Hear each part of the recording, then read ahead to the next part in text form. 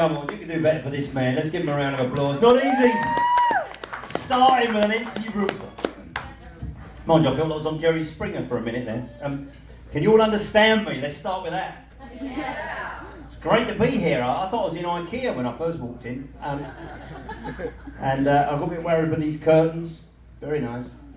The last time I saw a pair of curtains like this, my granddad disappeared behind them, which is rather worrying.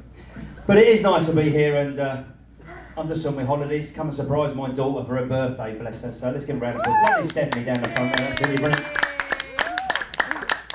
I got a little bit late coming down here tonight. We had a beautiful woman on the high street there. She said to me, would you like sex for $40?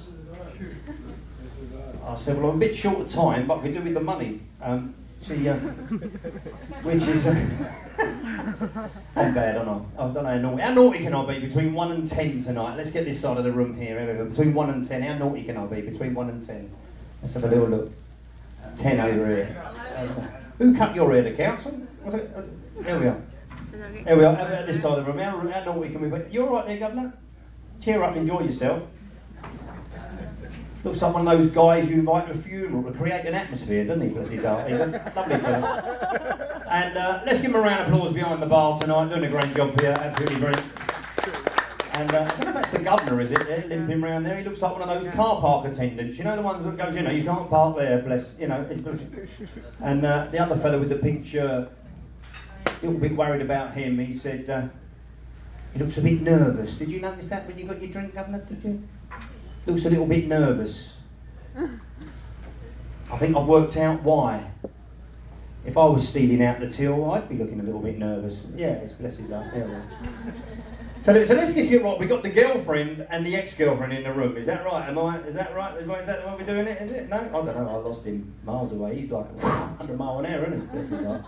Lovely Maurice. Spent all night long getting his hair ready and left it at home, bless him. Yeah, there we are. So, we've got lovely Sharon Stone down the front here. Hello, darling. Nice to see you here in Hollywood again. Marvellous. Have you got those hairy knickers on tonight?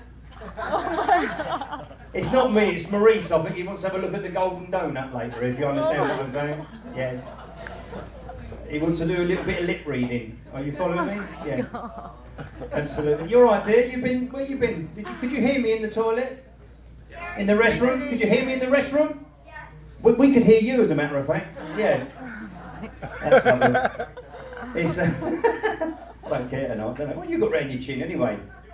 You look like you've been muff diving a fly mow or something down the front there. That's an English term. You can look it up when you get home tonight. Absolutely. I won't.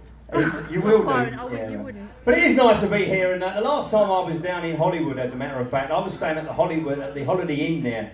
And they had one of these internet dating evenings. Has anyone been to one of those? Have you been to one of those internet dating evenings? They used to call it divorce and separate nights years ago. Yeah, you've been to one of them, haven't you? I can see. You haven't? It's where you sort of go in line and you can see who's going to be there before you get there. Anyway, I went to the Holiday Inn. There was a beautiful, lovely place, you know, nice thick carpet and everybody, wonderful welcome. And I've been there about 5 minutes and this woman came on to me. I don't want to be rude or anything about anyone of mature years in here tonight, but this lady was about 98, honestly, I'm not joking. She was about, not at the Holiday Inn, just up the road there, she was about 98. And I don't want to be rude, as I say, but she started sort of coming a little bit closer. And I moved a little bit, and then she came a little bit closer, so I moved a little bit. And then she just started sort of stroking me, very lovingly, you know, not being rude, you know what I mean, don't you? Just gently stroke, and I didn't know what to do. And I didn't want to be rude, so in the end I just said to her, I said, look, my darling, I said, I don't want to be rude. I said, but don't you think you're better at your age? And she died. And anyway, there we go. But anyway, back in England, we've got this new series on now, the Titanic. Has anyone seen that? Did you have that over here? Did anybody see the movie, the Titanic? One of the greatest. You ever seen it? One of the greatest epics ever made. Did you ever see that? Yeah. What an amazing movie that was. And a lot of people don't realise this. And mate, I know you're in Hollywood and you probably know everything there is about movies, but I'm going to share something with you. Did you know that two of the most important people in that movie don't even get a mention? Do you know who that was? Those two poor Eskimos that were stranded on that iceberg. when that boat hit it. And as it was coming, they said, woo, woo, woo. And after that, it didn't matter. But it is interesting, and a lot of people don't realise this either. You're all right, he's having a good old go round there. You're all right, what's he doing? You're all right, love? What a miserable fucker that is, isn't it? Eh? Bless his heart, he's probably... You all right, love? He's lovely, isn't he? You couldn't eat a whole one, could you? Anyway, right. So, anyway, a lot of people don't realise that one of the most important people in this movie don't even get a mention. And when they found that ship, you'll remember that. You'll say, remember that comedian from London? He educated me there. When they found that ship, and that was 101 years later, did you know that the swimming pools are still filled with water? And I don't know if this is politically correct here, but all around the pool was all the towels that the Germans had left there all them years earlier, which is amazing, isn't it, when you think about it? But anyway, there we are. So it's been an absolute education. I've actually we couldn't help noticing we got the Palladium across the road there, and of course in London we got the real, what we call the real London Palladium. Has anyone heard of that? The London Palladium? So it's absolutely amazing. And what I'd like to say to you about all these comedians that have come up in here tonight, when you go across the road to the Palladium, and I've never actually been in that one, but the one in London holds about 2,000 people. And what I'd like to say is that when you go in there, if there's 2,000 people and 1,000 laugh, nobody notices 1,000 that don't laugh.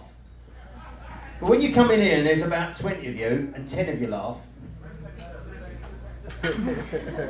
you're with me. It's funny, there's some of you ahead of me there.